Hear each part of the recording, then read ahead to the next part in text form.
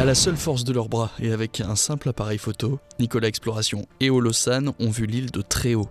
De leurs exploits, ils gardent surtout de superbes clichés qu'ils partagent sur internet. À la base, c'est venu d'abord par l'urbex. Donc j'ai commencé, j'ai vu une petite maison voilà, dans mon village, j'ai voulu un peu tenter l'expérience, explorer ça.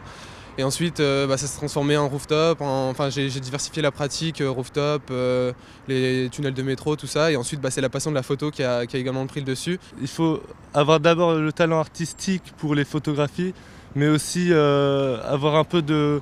il faut réfléchir à la manière dont on va introduire le lieu. C'est beaucoup en fait de réflexion. On s'entraîne en salle de musculation, en salle d'escalade pour avoir une certaine compétence physique et ensuite accéder à des lieux justement que peu de gens peuvent aller. Ensuite on capture des images inédites, insolites qu'on partage ensuite sur les réseaux sociaux.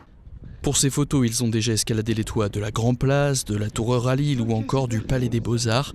Mais ils sont aussi allés plus loin, comme cette escalade de la Tour Eiffel, là aussi sans sécurité, ce qui reste pour eux un souvenir magnifique. Sur la Tour Eiffel, quand on avait des rafales de vent à plus de 100 km/h avec la pluie, souvent ça nous faisait un peu peur. Mais bon, vu qu'on est assez habitué au vide, on commence un peu à maîtriser nos peurs. Après c'est une question d'habitude. Au début on a commencé, moi par exemple j'ai commencé sur les toits de l'île. Au début, nous sur les toits de l'île c'était à des petites hauteurs.